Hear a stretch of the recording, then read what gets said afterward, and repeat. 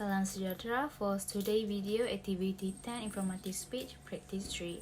I am going to talk about ignorance.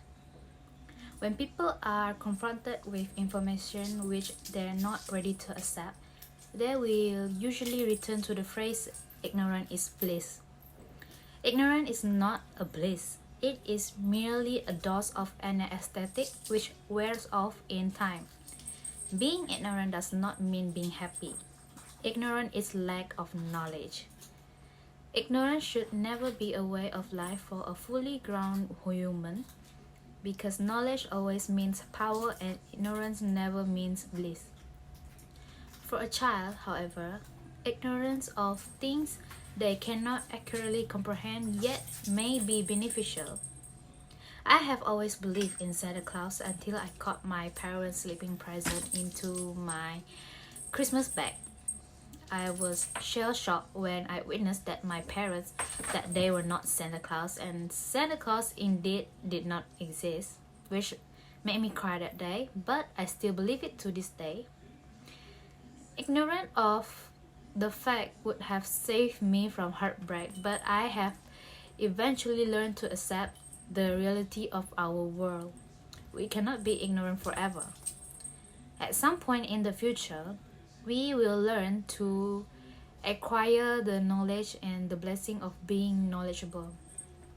Many times in life, people have been tempted to be ignorant. Being ignorant of things could give us a breather, and as with all things in life, both knowledge and people come in different degrees of strength. Sometimes we just want to avoid and be less worried about issues we have in our life. Childhood does have a kind of bliss indeed. Children do not have the kinds of burdens that adults have, the burdens that come with responsibility and with awareness of the complexities of life. And ignorance has its place in life for a while. As for parents, they may want to protect their children from knowledge which is too much for them to bear, too confusing for their minds to process. As we grow and become more independent, we must develop an adult mind of our own.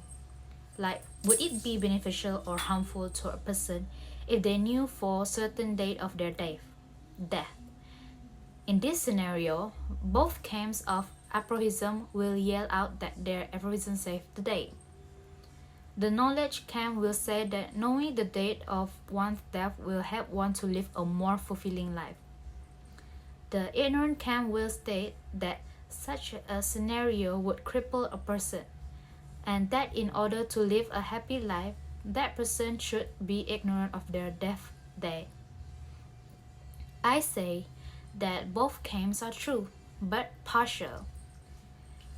For example, many cancer patients know the date of their death, at least as prescribed by doctors, to within a few months. For some of these patients, the news is crippling, and they end up dying long before their deadline because they lose the will to live. Others see this deadline as a second chance, growing beyond their present condition, regardless of if they are to die. This scenario highlights the importance of development in fact-giving.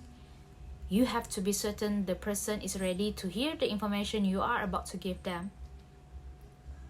These problems explore only one way the knowledge or ignorance dualism may be integrated. In Will Durant, The Story of Philosophy, the story tells the life of a wise Brahmin. The Brahmin is learned, wise, and wealthy, but he is not content with his life. He has many questions left unanswered in his life. He is tormented by his imagination and wonders. He is upset for the time he has spent on learning because his knowledge brought more questions and discontentment in his life. He questioned as to why knowledge did not bring him happiness but misery. He also knew that his neighbor, a poor and ignorant woman, lived her life without any dissatisfaction. But he declared that if happiness were to be gained through ignorance, he does not look forward to being happy. That is all from him today. Thank you, Teach. See you in